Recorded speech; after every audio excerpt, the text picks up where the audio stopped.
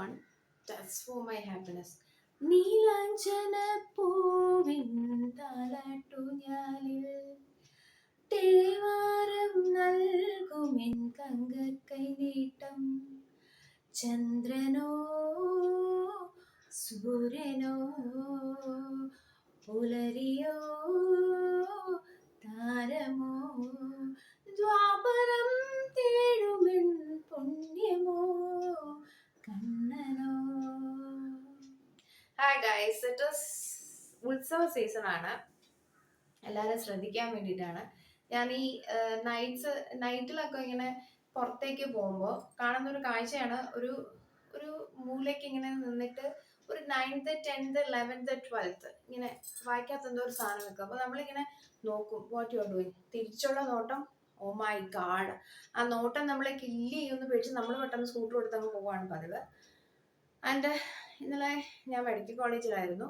എൻ്റെ ഒരു ഫ്രണ്ടിൻ്റെ സിസ്റ്ററിൻ്റെ മകൻ, അവൻ മര്യാദക്കാരനായ 5 ലക്ഷം രൂപ 22 വയസ്സാകുമ്പോൾ സ്വന്തമായി അധ്വാനിച്ച് ബാങ്കിലിട്ട ഒരു നല്ല കുട്ടി.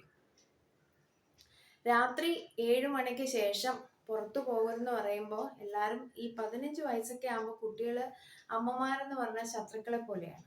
അപ്പോൾ ഈ കുട്ടി ഇന്നലെ ഞാൻ ചെന്ന് അവനെ കണ്ടപ്പോൾ വെന്റിലേറ്ററിലാണ്.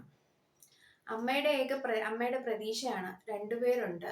അവന് വലിയ പ്രശ്നങ്ങളിലൊന്നും ഏർപ്പെടാത്തവനെന്നാണ് ബന്ധുക്കൾ പറഞ്ഞത്. രാത്രി കൂട്ടത്തില് ഉത്സവത്തിന് പോയി ആരെയോ കുത്താൻ പോയ ഒരാള് അവന്റെ ചങ്കை കുത്തിന്ന് വേണമെങ്കിൽ പറയാം. 1% ഒന്നും പറയാൻ പറ്റാത്ത അവസ്ഥയിൽ വെന്റിലേറ്ററിൽ ഐസിയുലാണ്. സോ ഉത്സവ സീസൺ ആണ്. നമ്മൾക്ക് പാരൻസിന് കുറച്ച് ഇവരെല്ലാം കൂടെ എന്നെ തല്ലാൻ വരുമെന്ന് എനിക്കറിയത്തില്ല.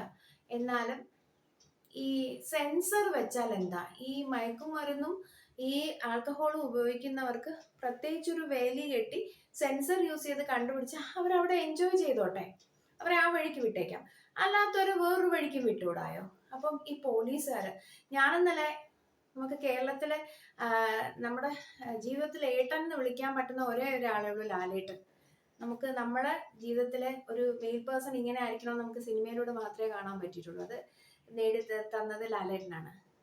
കാണാൻ പോയപ്പോൾ പോലീസ് സർവീസ്, അപ്പൊ സ്വാമി ഇറ്റ് വാസ് ഓസം. അവരുടെ ആ സ്ഥിതി, പക്ഷെ അവർക്ക് ഫുഡ് കഴിക്കാൻ ആറ്റുള്ള അമ്പലത്തിൽ നിന്ന് കുറെ നടക്കേണ്ടി വരുമെന്ന് ഞാൻ കണ്ടു. അവരോടുള്ള അഭ്യർത്ഥനയാണ്, നിങ്ങൾ നിങ്ങളെ പ്രൊട്ടക്ട് ചെയ്തോളേ. എവിടെന്നാ കത്തി കുത്ത് അറിയാൻ പറ്റില്ല. So bye bye. എല്ലാവർക്കും വേണ്ടി പ്രാർത്ഥിക്കുന്നു, ആർക്കും ഒന്നും വരാതിരിക്കട്ടെ.